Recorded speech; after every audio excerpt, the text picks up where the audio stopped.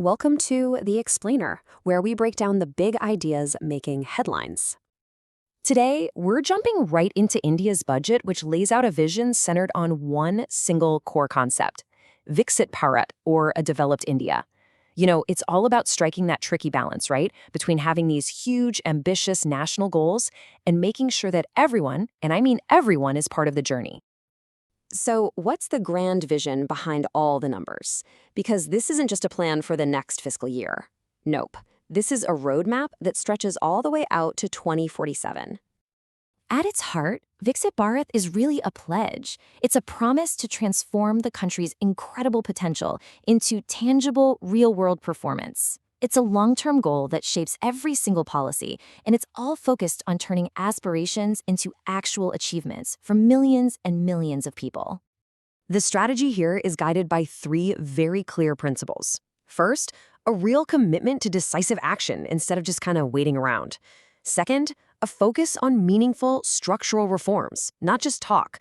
And third, a people-first approach that prioritizes what citizens actually need over short-term populism. Okay, so that's the philosophy. But how do you actually do it?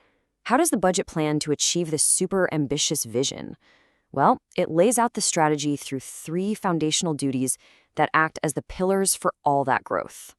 The whole strategy is built on these three core duties, or kartavyas, which really create a clear action plan. The first is all about making the economy more productive and competitive. The second is to empower citizens with skills and health, making them active partners in growth. And the third, and this is so important, is to make sure nobody gets left behind, providing access to resources for every single community. Now, underpinning this entire strategy is the goal of creating a stable economic environment. I mean, none of this works in a vacuum, right? By targeting sustained high growth of around 7%, keeping inflation in check, maintaining fiscal discipline, and pushing forward with reforms, the aim is to build a really resilient and predictable foundation where all these ambitious plans can actually flourish. All right, so let's see how this strategy actually translates into action for two of the economy's biggest engines, manufacturing and services. The budget really puts a dual focus here.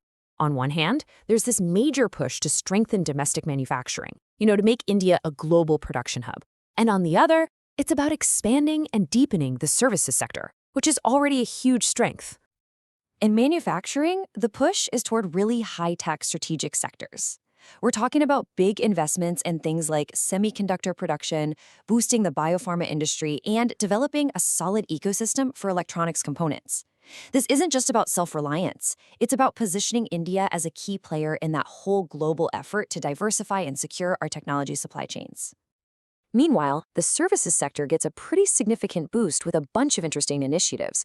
This includes developing 5 major hubs just for medical tourism, creating a digital knowledge grid to promote tourism, developing specific tourist trails like the Buddhist circuits, and even investing in the creative economy by setting up labs for animation, visual effects, gaming, and comics.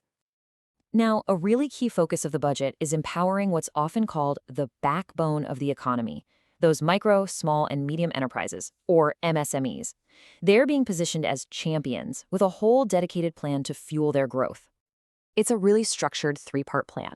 First, you've got equity support through dedicated funds to help small businesses get the capital they need to grow. Second, liquidity support to make sure they get paid on time. And third, professional support through a program called Corporate Mitras to help them navigate all that compliance and regulation stuff affordably. And that second point is so crucial. Systems like TREDS are designed to solve one of the biggest headaches for any small business, waiting for invoices to get paid. By making its use mandatory for payments from government entities, it creates a system where businesses can get their cash much, much faster. And that's absolutely vital for their day-to-day operations and growth. And to back this up with some serious capital, a dedicated SME growth fund of 10,000 crore rupees is being established. This is a significant pool of money aimed directly at providing equity to promising small and medium businesses so they can really scale up. Finally, let's look at the long-term investments in the physical foundation of the country. We're talking about building the roads, the railways, and the energy systems for a developed India. This chart really puts the scale of investment into perspective. It shows a massive jump in government spending on infrastructure, what's known as public capital expenditure, or CapEx. The projection shows a more than six-fold increase between 2015 and 2027. That signals a huge commitment to building for the future. And this investment isn't just a number, it's funding major transformative projects.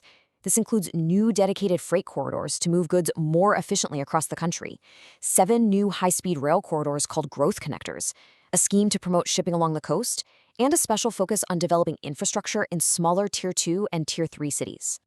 The budget is also looking to a sustainable future. Alongside all that traditional infrastructure, there's a significant outlay for green technologies.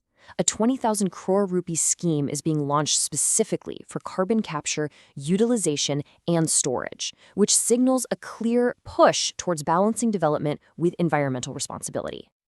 So, to sum it all up, what you have is a clear and really consistent roadmap.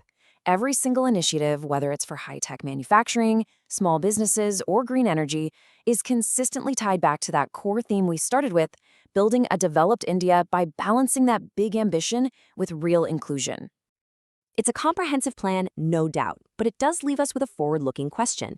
As the world's fastest-growing major economy moves ahead on this path, the real challenge, and honestly, the biggest opportunity, will be in navigating that delicate balance between driving rapid growth and making sure every single citizen is truly a part of that journey to 2047.